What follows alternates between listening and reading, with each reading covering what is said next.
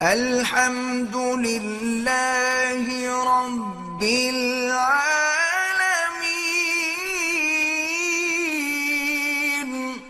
آخری مسئلہ یہ ہے کہ بیماری کی وجہ سے وقتی طور پر وقفہ کر لینا جائز ہے۔ سمجھ میں آ رہی ہو بات؟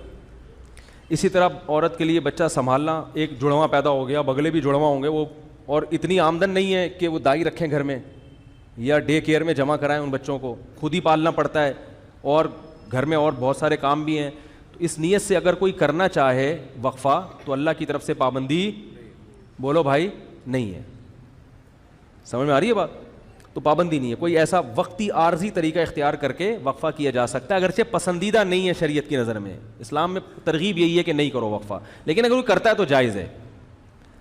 لیکن یاد رکھو اس نیت سے وقفہ کرنا کہ میں اسکول کی فیسیں کہاں سے بھروں گا، تمام علماء چاہے دیوبندی ہوں، بریلوی ہوں، اہل حدیث ہوں، چاہے وہ عرب ہوں، چاہے وہ عجم ہوں، اس پہ پوری دنیا کے علماء کا ایک اجلاس ہوا تھا، دلائل سے بحث ہوئی تھی، سب کا متفقہ فتویٰ ہے کہ اس نیت سے کہ میری جیب پہ بوجھ نہ پڑ جائے، اس نیت سے وقفہ کرنا حرام ہے، گناہ کبیرہ ہے، اللہ پہ الزام ہے، اللہ کے عذاب کو دعوت دینے والی بات ہے، اللہ کو غضب آئے گا۔ جس خدا نے تجھے پلا کے اتنا بڑا کر دیا، تو یہ سمجھتا ہے کہ تیرے باپ کی کیلکولیشن کی وجہ سے تو پلا ہے، اب تو اگلی نسل کو اس لیے روک رہا ہے کہ کھلائے، تو کھلاتا ہے یا میں کھلاتا ہوں؟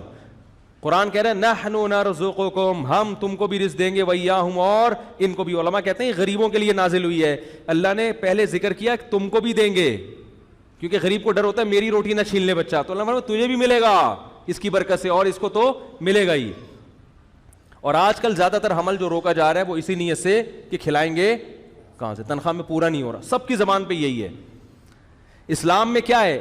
فیملی پلاننگ والے کہتے ہیں پہلے انتظام کرو پیسوں کا، پھر بچے پیدا کرو۔ اسلام کہتا ہے نا نا نا نا نا نا نا نا نا۔ غربت دور کرنے کا ذریعہ کیا ہے؟ نکاح اور اولاد کی کثرت، جو میں انشاءاللہ اگلے بیان میں احادیث پیش کروں گا اس پر۔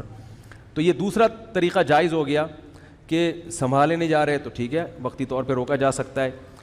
اور اس نیت سے حمل روکنا کہ لوگ کیا کہیں گے، اتنے بچے، اس نیت سے بھی حمل روکنا کیا ہے؟ حرام ہے۔ اسی طرح علماء کا اجماع ہے کہ اس نیت سے حمل روکنا کہ بیٹی نہ پیدا ہو جائے، مثلا کسی کی 6 بیٹیاں ہو گئیں، اب وہ کہہ رہا ہے یار اگر ایک اور بیٹی ہو گئی میں تو جیتے جی مر جاؤں گا، اس لیے حمل روک رہا ہے، اس نیت سے بھی حمل روکنا کیا ہے؟ حرام ہے، کیونکہ آپ بیٹی کو کیا سمجھ رہے ہو؟ منحوس۔ اسلام میں یہ منحوس نہیں ہے، بیٹی کے خوف سے اگر حمل روک رہے ہو حرام۔ اور بہت سے لوگ اس لیے روک رہے ہیں کہ یار ایک بیٹا مل گیا، اب ہمیں ایسا نہ ہو بیٹی پیدا ہو جائے، تو اللہ کا عذاب آئے گا بھائی، اس دنیا میں اللہ برکت چھین لیتا ہے۔